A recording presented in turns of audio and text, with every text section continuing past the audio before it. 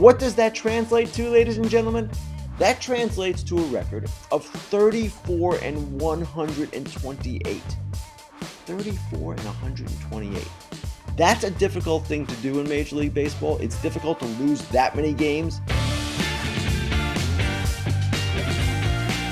Welcome everyone to the Monday edition of Fair Territory, and my goodness, do we have a lot to talk about on this particular Monday. We've got a star player who does not want to change positions. We've got a managerial firing, the second of the year, and we have 2 8-game winning streaks by teams that weren't necessarily expected to be hot at any point this season. Well, maybe one of them. So let's start with the biggest issue of the day, the Rafael Devers conundrum with the Boston Red Sox. I wrote about it this morning, and you can see my opinion. It's basically that the Red Sox should keep Devers at DH, figure out first base in some other fashion. And there are a lot of things going on here, but I want to start with 2 reasons that, to me, make it difficult for him to play first base, a position he has never played professionally and, as far as I know, as an amateur as well. Now, Rafael Devers, of course, made a team-first move earlier this season, or actually in spring training. He agreed to become the DH after the Red Sox signed Alex Bregman. That move, in my opinion, was entirely appropriate.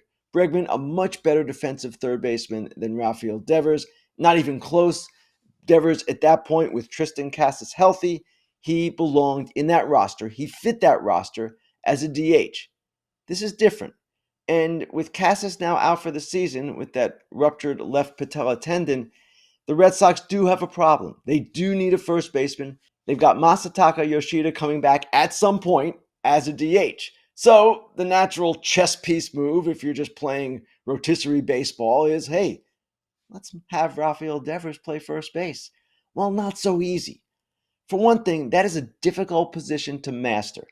A lot of fans, a lot of people don't understand that there is so much involved with playing first base. The Red Sox manager, Alex Cora, has talked about it. It's not simply catching throws from the infield. There's positioning, there's holding runners, there's relays, there's cutoffs, there's bunt plays, all kinds of things going on. And when you've never played the position before, and when you'd have to adjust to it in the middle of a season, it's really difficult to do.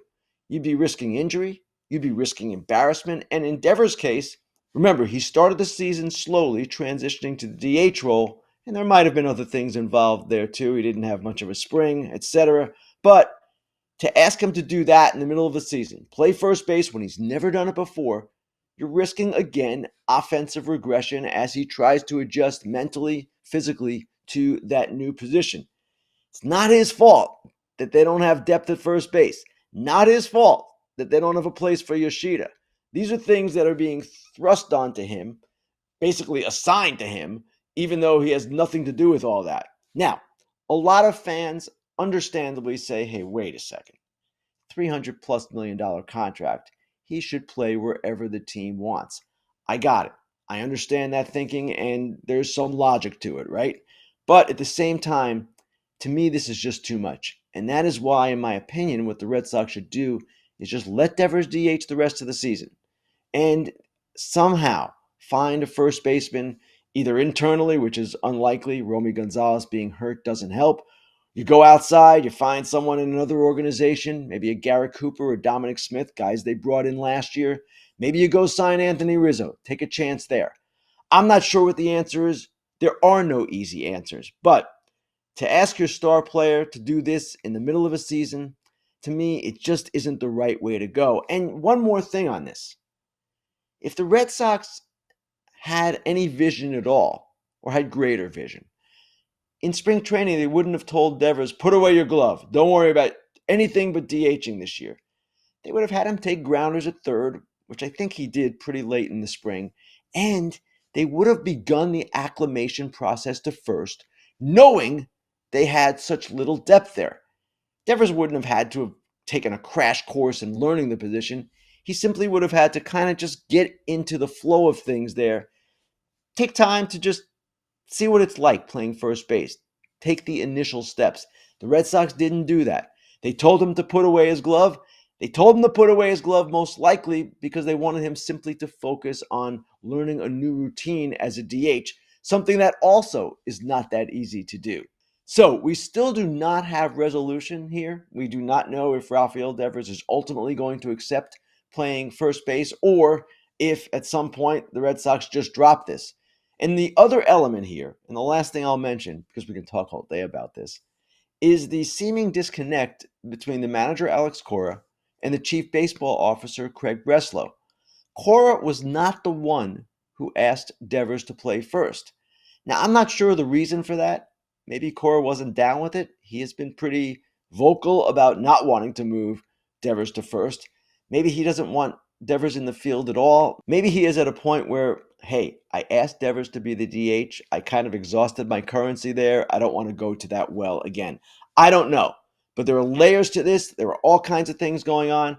I respect fans' opinions who say, hey, he should be doing whatever the team wants. What I'm telling you is it's just not that easy. For more on As the Red Sox Turn, Robbie Hyde hosts Monster Territory. Tune in for live post games on YouTube and wherever you get your podcasts. Subscribe, share, and rate 5 stars to the entire Foul Territory network. We'll be back after a quick word from our friends at Foul Territory. This is a straightforward show, so I'm going to be very straightforward with everyone about PXG. Fastest way to improve your performance on the golf course is to get yourself a PXG golf fitting. Go in there and let the experts help you. I've been using PXG for a few years now, Scotty. They are perfect. I love the way they feel. They fit them perfectly to my swing. They weighted them. They put grips in them. They put shafts in them. They use their heads, and they fit my swing beautifully. They have definitely improved my game. They just recently hooked me up with their new Allen putter, which is off the chain. I was draining putts the other day, left and right. So I definitely say go get your fitting at PXG. Nobody goes golf the way PXG does. Yes, and for a limited time, you could save up to 20% on your entire order. Head over to pxg.com/foul. That's pxg.com/FOUL to save up to 20% on your entire order. pxg.com/foul. Restrictions apply. See site for details. All right, on Sunday, we got news that we could have gotten quite some time ago, or at least sometime earlier this season, and that is news of Bud Black's firing. And I want to start off by saying that Bud Black for 9 years was the manager of the Colorado Rockies. Bud Black is the kind of person you want in baseball. He's actually the kind of person you want managing your team. But clearly, it was not working. Finally, on Sunday, we got an answer to a question that has long troubled me, that I've thought about for, quite some time. The question is, what will it take for the Colorado Rockies to awaken from their slumber, to snap out of it, to do something that reflects their actual performance on the field with the way they run the team? Well, we got our answer at 6-33. They let Bud Black manage one more game. He wins the game. He finishes 7-33. But they finally made the decision to fire Bud Black at 6-33. That's what it took. 6-33. Now, the Colorado Rockies, I've said this before, they seem to operate in a parallel universe to the rest of baseball. 29 other teams are kind of doing it one way. The Rockies are off in Denver doing it their way. And their way isn't working. Now, I don't mind teams that are different. When you have a team like the Tampa Bay Rays, innovative, kind of exciting, always willing to take risks, and succeeding with their plans, that's fine. That's what you want. You want an outlier along those lines, a successful outlier. The Rockies are this team that draws quite well at Coors Field. And they draw so well at Coors Field that their owner, Dick Monfort, says, hey, what's my problem? I'm doing well. I've got people coming to the park. I don't have to worry about the product. I don't have to do anything different. I can be insular. I can operate my team however I darn please. And that's what he does. Now, Bud Black, like Derek Shelton in Pittsburgh, clearly is not the problem here. The Rockies need a new voice, in my opinion. It was time. This was Bud Black's 9th year, and things were going horribly, of course, as their record shows. And that series against San Diego, when they were just rocked, that was, to me, a tipping point for a team that seemingly has a really hard time getting to a tipping point. Doing something different makes sense. At the same time, it does not excuse the deficiencies of the way the team has been constructed by general manager Bill Schmidt. And most of all, and it sounds like a broken record, we're talking about this with the Pirates just last week, it does not excuse the deficiencies of the owner, Dick Monfort. At the same time, Bud Black, distinguished baseball man, done a lot of great things in the game. He's someone who is a great representative of that franchise. Yeah, okay. You want to make a change there? That's fine. Warren Schaefer is someone who has managed and coached for about a decade in their minor leagues before becoming their third base coach. He's the right guy for a younger team. I get it. Bud Black, if you want to fire him, that's fine. But my gosh, you've got to fix the team in a much bigger sense. And I don't know if Dick Monfort cares to do that. So the Rockies will continue spinning their wheels, continue operating in their parallel universe, and it's not going to change with a simple change in managers. Finally, two teams that certainly started the season off with questions. One team that was actually struggling early in the season, the other, a team that I thought should have taken some different steps in the offseason. And now both of these clubs have 8-game winning streaks. I'm talking about the Minnesota Twins and the St. Louis Cardinals. The Twins are a club that started the season 7-15. 7-15. I wrote a column on potential managerial firings, and I actually had Rocco Baldelli at the top of the list. They were going that badly. They seemed, after a poor second half last year or a poor last 2 months, to be stuck in this malaise. Well, they have finally snapped out of it. And here's a team that is now 15-6 at home. They've won 13 of their last 14 at home. Byron Buxton, yeah, he leads the majors in strikeouts, but he's doing some big things, top 20 in F4. But really the story here, at a time when Correa and Royce Lewis have done essentially very little. Lewis has been hurt for most of the year, Correa contributing very little offensively. At a time when all that is happening, they are being carried by their rotation. And I want to show you something here because it's quite telling. The Twins rotation, after a very rocky first week of the season, has really come on. Check this out. First 6 games, Twins rotation, 6.90 ERA. Last 31 games, 2.39 ERA. That is a pretty dramatic improvement, and it's got the Twins at a point now where they are in a better position in the AL Central, a division in which the Detroit Tigers are not exactly running away, but playing at an extremely high level and perhaps taking something of a commanding position this early in the season. The Tigers are 26-15, and the Twins still have a ways to go to kind of get really back in the thick of this thing, but they've taken some big steps. They're healthy now. They're running pretty well. And the other team I want to talk about, the other team with an 8-game winning streak, is a team that I was critical of in spring training for not taking a definitive position. I wrote that the St. Louis Cardinals were caught in the middle. They were not rebuilding, they didn't want to use that word, and they were not going for it because they did very little this offseason. And in this, the last year of John Mozeliak's run as president of baseball operations, it seemed like they were content to kind of try, but not fully go there. Well, here are the Cardinals, 8 straight wins. They are right in the thick of the NL Central race. In fact, they are really close to the Cubs right now. They're in a decent position considering where we all thought they would be. And the question becomes, okay, you didn't trade Ryan Helsley and Eric Fedde, your potential free agents in the offseason. You didn't trade Nolan Arenado, though you did try. What are you going to do at the deadline? We're not there yet, obviously. We've got almost 3 months until the deadline. We've got to see how the Cardinals play, but they've got some good things happening. Now, some of the younger players are not performing. I'm thinking of Nolan Gorman and Jordan Walker in particular, but some of their other players are performing at surprising levels, or at least levels where you expected they might be. I'm talking about Brendan Donovan, who has emerged as a really good player. Victor Scott II in center field, fun guy to watch. Hey, Wilson Contreras also having a good year. Their rotation, third in the majors in innings. Their offense has proven to be kind of a versatile group. They're third in the majors in on-base percentage. So some good things happening with the Cardinals. Again, the question will come in July. Where do they go with this? Because they're going to have some pieces that will be attractive. Same pieces that were attractive in the offseason. Helsley and Fedde. And then you have the Arenado question all over again.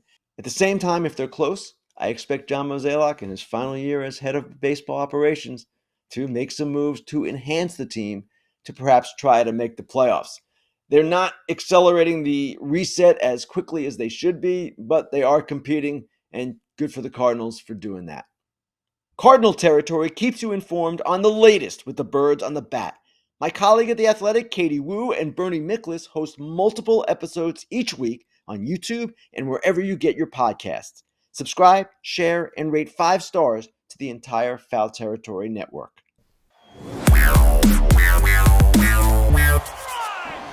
Time now for the Inside Dish, the part of the show where I talk about maybe a story I've written, maybe a trend in the game, maybe some hot thing going on in the sport, or maybe a major league debut.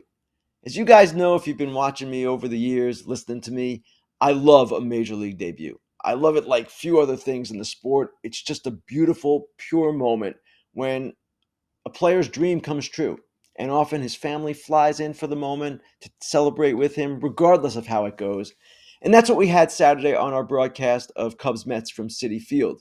We had Cade Horton, the Cubs' top pitching prospect, making his debut, not as a starter. The Cubs used an opener, Brad Keller, but then they brought in Horton, and we kind of sprang into action. Now, for a debut, what we'd like to do often is interview the parents, as long as it goes well. If the debut doesn't go well, it's not going to be a good thing. But over the years, when I've done these things for Fox, going back to Daniel Nava's grand slam for the Boston Red Sox, to Cole Tucker's home run in his debut for the Pirates, same day Brian Reynolds made his debut, and even Christian Scott last year when he pitched for the Mets in his first major league start, the parents often give you great insight into the player's journey, into what they went through, their sacrifices. It's just a really sweet kind of thing to cover. That's where we were on Saturday. If Cade Horton pitched well, our plan was try to interview the parents in the stands at Citi Field. And even then, beyond that, we thought, well, maybe Cade Horton would be up for an in-game interview if the Cubs were willing to do that and if he was willing to do that. A lot of teams in the regular season, we don't ask for in the moment, and they're not too thrilled with in the moment. What I'm talking about are those interviews that take place during the game in the dugout. I know a lot of fans don't like them. We still do them, and we do them because they often give a different angle. They're kind of good television a lot of times. Anyway, so that was the idea. Interview the parents if he pitches well, and then interview Cade Horton if he's willing and the Cubs were willing, which they were. So he did pitch well. He ended up pitching 4 innings. The first 2 went really well. In the third, he gave up a 3-run homer to Brett Beatty, and as I discussed with my producer between innings how to proceed, we thought, okay, we can still interview the parents. The Cubs still had the lead. They were leading 4-3, and it looked like at that point Cade Horton might be out of the game. So I ventured up to where the parents were sitting, Mike and Carrie Horton, and I asked them if it would be okay if I talked to them as this game proceeded. Now, at that point, again, it was not clear whether Cade Horton was coming back out for a 4th inning. As it turned out, he did. Mike and Carrie agreed to the interview. We did that as he was pitching. And the way the game evolved, Francisco Lindor hit a 1-out single. We're back at the top of the Mets order. And oh my goodness, the interview ends pretty much as Juan Soto is coming to the plate to face Cade Horton. Cade Horton making his major league debut with a runner on in a 1-run game. And I'm sitting there between Mike and Carrie Horton, and I'm thinking, I can't even imagine what is going through their minds here. Their son is pitching for the first time in a major league stadium, and he's facing the Mets' $765 million man in a big situation. And I'm thinking, my goodness, I better just keep my mouth shut. It was a really uncomfortable moment because I kind of feared that the worst was going to happen to Cade Horton. As it turned out, he threw his only changeup of the game to strike out Juan Soto. It was a happy ending, and the Hortons, who had come from Norman, Oklahoma, and other relatives who had come from as far away as Montana, they were all pretty much overjoyed at the way this thing played out. There were about, I would say, 15 people, including Cade's wife Blair, who were there. And again, the thrill of a major league debut is something that can never be repeated for a player. There's only one, and hopefully it goes successfully. And you'll notice even sometimes when it does not, a player will tell you and say after a game, it was just such an exciting moment for me. It was just such a thrill. And man, I'll remember it forever, even when it doesn't go well. This one did go well. Cade Horton is a guy that if the Cubs keep going here and contending, they're probably going to need. We've seen their pitching injuries. Justin Steele out for the season. Shota Imanaga currently out with a hamstring. Javier Assad, who knows when he's coming back. They're going to need help. Cade Horton can be that help. And Saturday, Well, that was the first step in his major league career and the first step to maybe becoming a key piece for the Chicago Cubs this season. We'll be back after a quick word from our friends at Foul Territory. FT fam, let's talk about the HOF app. If you're into parlays, but sometimes you're missing the mark more than you would like to, can I introduce you to some serious analytics on an app that is easy to read and comprehend? And I'm sitting next to a man who knows how to place a parlay. Yeah, and the biggest thing is breaking down a parlay with this Hall of Fame app. There's the situations that you'll find easier to do. It's very helpful and understanding. And if you like, gambling, sometimes this is really good to know. So get on there, get on that Hall of Fame app and check it out. Yeah, this is info that will help you, okay? With a 4.9 rating in the App Store and over 6,000 five-star reviews, safe to say that HOF has already helped a lot of people bet smarter. For a limited time only, FT listeners can get a 7-day free trial and 50% off their first month when they use code FOUL at checkout.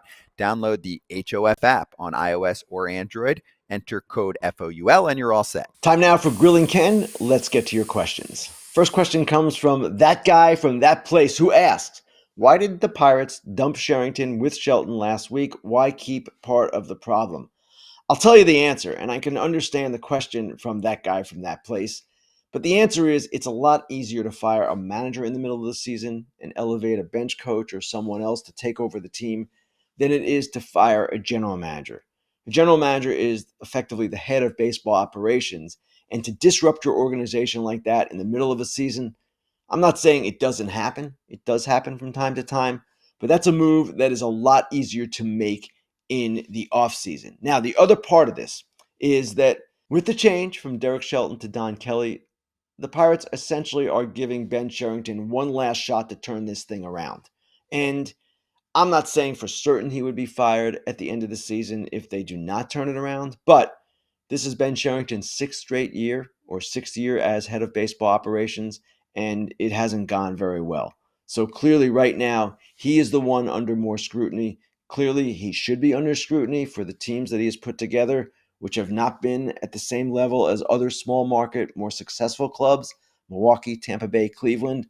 I would expect that if there is not market improvement by the end of the season, that the Pirates are going to make a difficult decision on Ben Cherington as well. Next question. This one comes from Patrick H., who asks, could the Rockies break the White Sox record? Patrick, you ask a very good question because right now, the Rockies are on pace to do just what you said, break the White Sox record for losses in a season. I want to show you exactly what I'm talking about. After 40 games, the White Sox were 12-28 last season. After 40 games, the Rockies are 7-33. What does that translate to, ladies and gentlemen? That translates to a record of 34-128. 34-128. That's a difficult thing to do in Major League Baseball. It's difficult to lose that many games. You're going to run into some wins one way or the other. But we said that about the White Sox last year. They finished 41-121. I would say that the Rockies stand a decent chance of breaking that record. Yes. And I can't believe we would have this happen potentially 2 years in a row in the sport. Not a great look. All right, final question. Let's get to this one. And it comes from Douglas Hoey, who asks, do the Mets go after a Luis Robert this season or look for someone amongst Acuna, Clifford, Jett to take over in center field? I would say the latter, or perhaps they look for a lesser player or a less expensive player than Luis Robert. Luis Robert Jr. is not a great player right now. 186 batting average, 619 OPS. Yes, he leads the majors with 15 stolen bases. He's healthy. That's good. Also has been caught stealing 5 times, but he's not a terribly productive guy. And for the money, he's making $15 million this season with $20 million club options each of the next 2 seasons. Why would the Mets take that step when, considering their luxury tax position, they're over the highest threshold, they'll be paying 110% on the dollar? It makes no sense, folks. Now, if the White Sox pick up most of the salary, okay, maybe you look at it. But at that point, he's still not a good enough player to justify making a move, trading prospects for. So I know there was some talk, Bob Nightingale wrote over the weekend, that the Mets have checked in on Luis Robert Jr. Yeah, the Mets are going to check in. All the teams are going to check in. You're going to have this going on until the deadline. But do I expect Luis Robert Jr., barring a complete turnaround in his game, to be a New York Met by August 1st? No, I do not expect that to happen. James Shiano and Giraffe Neck Mark host Metsed Up. Their newest episode is out now. Subscribe, review, and share Metsed Up and each show in the Foul Territory Network. I want to thank everyone for their questions. Thank you for watching, for listening. You know where to find us: YouTube, Apple, Spotify, and we will be back Thursday, 12:30, our normal live broadcast. Myself and Alana Rizzo. Join us. Let's shout out the BetMGM First Bet $1,500 offer when you use the bonus code FOUL. Get that offer when you download the BetMGM Sportsbook app or at BetMGM.com. Sign up, enter that bonus code FOUL, and deposit at least $10 into your new account. Place your first wager and receive up to $1,500 back in bonus bets if the bet loses. If the bet does lose, your bonus bets will be available once your initial wager is settled. Gambling problem or concern? Call 1-800-GAMBLER.